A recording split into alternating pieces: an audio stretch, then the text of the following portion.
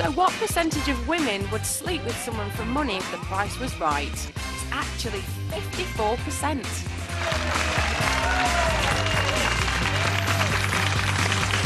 That's right, a News of the World survey back in 2001 found 54% of you girls would sleep with someone for money if the price was right. 3% said they would do it for as little as 50 quid.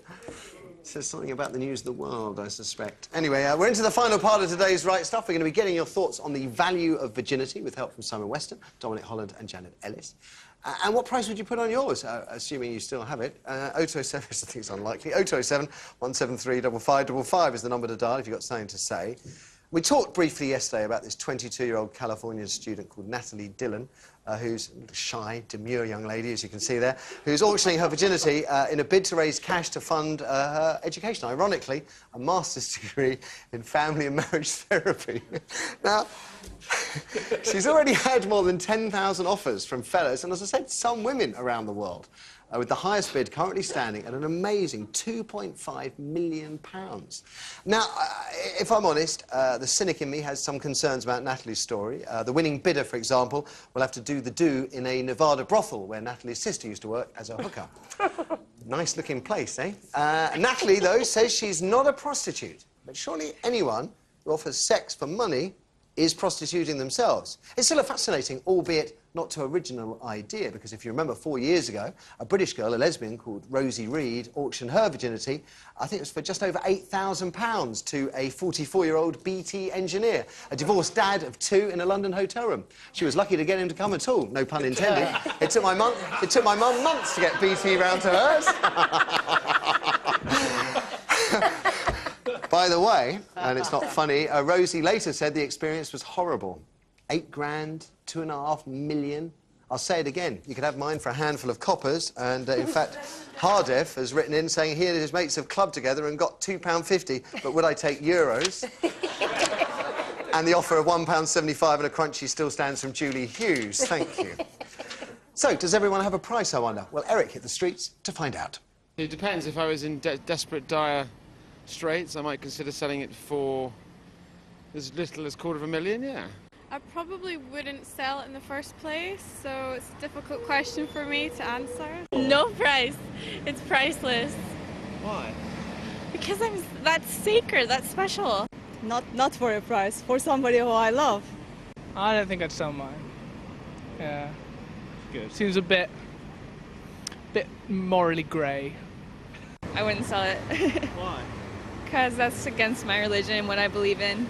The price of charm, people skills, and a winning smile. And if that didn't get it, tough. What an old charmer. I find this story fascinating on so many levels, because I think that maybe we don't necessarily do everybody...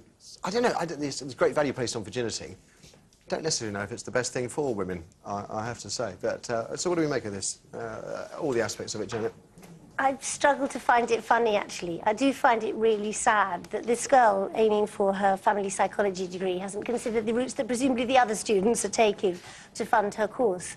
I think the cynical way that she's viewing herself as a commodity... Who's sadder, her for selling it or the 10,000 punters that have put an offer in? Initially her, but yes, these men presumably think they're going to give her the best time of her life, and as the poor little girl in the hotel room can attest, that probably isn't the case. I mean, I think I speak for most of us here when I say the first time isn't usually the best. No. Not usually. Well, this is, I find, so peculiar, because you would have thought that a man, and I can only speak for myself here, I would much rather have someone who has, I don't want to say, has been around the block a few times, but at least knows, you know, something about the dark arts of the bedroom. It is odd that she has imagined... I like the way you're looking at me there. I think it's really odd that she's imagined... Well, Simon and Dominic, we're going to have to go to a whole new auction, I would imagine. Back to the Brookside thing, Matthew. Oh, my gosh. It just occurred to me I could sell my menopause. Everything's got a value. Has everyone got a price? No, I don't think they have, actually. You don't think they have? I find it very heartening that most people I talk to... She wants to get a degree now. There are no jobs for them to go to, so, you know... Aldi? Aldi? Oh, yeah, exactly. Aldi? She could drive to the actual brothel, couldn't she, in her Audi? I think Natalie is extraordinarily clever, and I think she's actually just garnering massive publicity and wants to be a glamour model. I would love the idea that the guy stuffing up £2.5 million, that wasn't her picture, and she was a munter. And he turned up, paid over, and some butlux walked in. But I would love to know the guy. I would absolutely love to know. And I'm what sure kind of guy would spend £2.5 million? Especially these days. Somebody very sad. Yes, that's for sure. That's what I mean. The Somebody whole story very is sad. Desperate. Bernard Madoff. Madoff, had off, had it off, yeah. The puns are endless. Do you think everyone's got a price on? No, I don't think they do. Not for that sort of thing, no. I think there's a lot more people out there with a lot more virtue than we give them credit for. Actually, Eric's film would certainly suggest otherwise. And I think people place an awful lot of value on their virtue. And love and trust is far more important to a lot more people than we give credit to worldwide, I think. You know, I just find this whole story either bizarre, sad or crazy. I mean, I'm not terribly sure what's going on here at 22 and she still kept her cherry. I love the family and marriage therapy, the masters. I think it's fantastic. Women's studies. OK, let's throw it open to you. Any thoughts you might have on what the value we place on virginity, Amy? Yeah, we've got quite a few calls, actually, but we're going to go to Serena first on line 1. Serena, good morning. Oh, hello. So good what do you morning. make of this? What do you make of this, Serena? Yeah, I wish I'd sold my virginity. No, because all the stuff I went through, sort of, to lose it, and I ended up gay in the end, so, yeah, wasn't really... Serena, if you get a really gullible guy, you can sell it again. Oh, yeah. Oh, yeah. Didn't think of that. The morals of a stoat, Serena. I have to say, this woman, Miss Dillon, she has actually done 2 lie detector tests and is prepared to allow a doctor to do the kind of test that they did on Princess Di, if you remember that. I mean, that was quite weird. I mean, the humiliation. I know, exactly. The crown prince has to marry a virgin. I mean, that's pretty weird, I think.